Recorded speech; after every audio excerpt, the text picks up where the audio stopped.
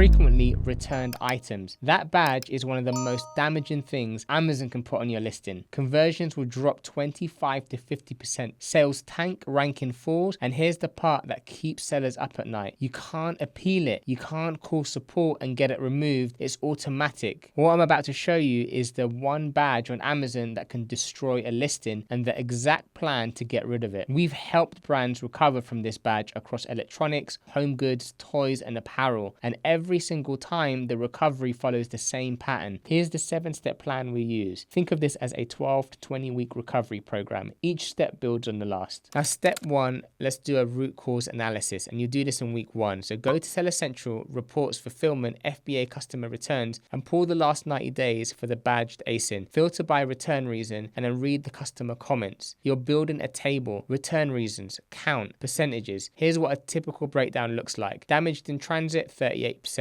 Defective, 20%. Not as described, 17%. Wrong size, 13%. Changed their mind, 11%. Focus on the fixable categories. So packaging, quality, listing accuracy. Change their mind is harder to control. But the other 89% in this example, that's actionable. So step 2, listing fixes. This targets not as described and wrong size returns. So update your title with exact dimensions and materials. So not large knife, but 8-inch stainless steel chef's knife, 7.2 ounce. Rewrite bullets to set real expectations. If it runs small, say it runs small. If assembly is required, say assembly is required. Update images, add scale references. So product next to hand, a coffee mug, a common object, and add measurement graphics overlaid on the product photos. One apparel seller saw a 25% plus return rate because their marketing photos showed tight styling on a relaxed fit product. Customers expected one thing and got another. Fix, resequence images to show the true fit first. Add relaxed fit to the title, and return rate dropped by 10% in 2 months. Expected impact from listing fixes alone, 10 to 15% reduction in returns. Step 3, you want to look at packaging improvements. So this is something you do within week 3 and 6. This targets damaged in transit returns, often your biggest category. Move from basic packaging to custom fit inserts, corner protection, double wall outer cartons. So cost increases roughly 50 cents to $1.70 per unit. But if 30 to 40% of your returns are damage related, this one change can cut your total return rate by a third. One retailer spent months renegotiating freight contracts to reduce damage. Then they redesigned the box and solved 40% of the problem. Now, step 4 is quality control. Again, this is something you'll do in week 3 to 6. This targets defective returns.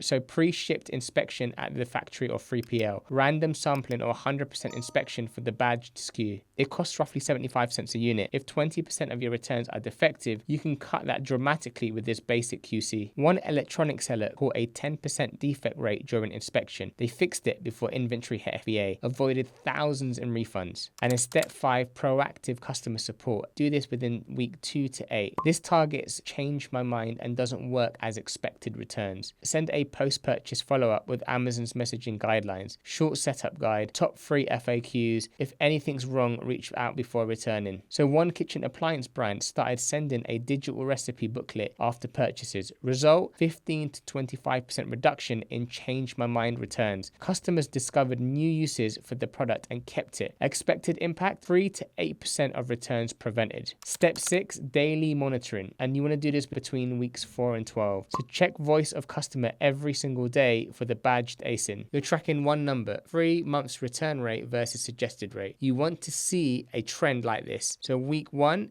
8.9% above the threshold. Week 2, 8.3%. Week 4, 7.8% below the threshold. Week 6, 7.2%. Week 8, 6.8%. And week 12, 6.3%. Comfortably in the safe zone. The rate needs to stay below the threshold for weeks, not days, weeks. And then step 7, patience. This is the hardest step. The badge disappears automatically once Amazon's system confirms sustained improvement. There's no email notification, there's no alert, it just quietly goes away. 60 to 120 days is typical. Some categories take longer. There is no way to speed this up. Your job during this phase, keep doing everything from step 1 through 6. Don't relax. Don't assume it's fixed because the rate dropped below the threshold last week. Amazon needs to see consistency. So that's 7 steps, 12 to 20 weeks. It's not glamorous, it's not fast, but the brands that recover are the ones who treat this like a structural fix, not a band-aid. New packaging, better QC, honest listings, weekly monitoring. And here's the thing, even if you don't have the badge right now, this same system prevents it from ever appearing. 15 minutes a week in the voice of customer dashboard, that's the difference between catching a problem at 7% and scrambling at 12%. Amazon built this badge to protect customers, and honestly, it works. It tells shoppers, be careful with this one. The problem is, it doesn't care about your intentions. It doesn't care about your 4.8 star rating. It doesn't care that you had 3 returns on 100 units. It only cares about the one number versus another number. The badge isn't the problem, it's the symptom. Fix the cause. The listing, the packaging, the quality, and the badge takes care of itself. You can't appeal it. You can't call someone. You can only fix it. So fix it.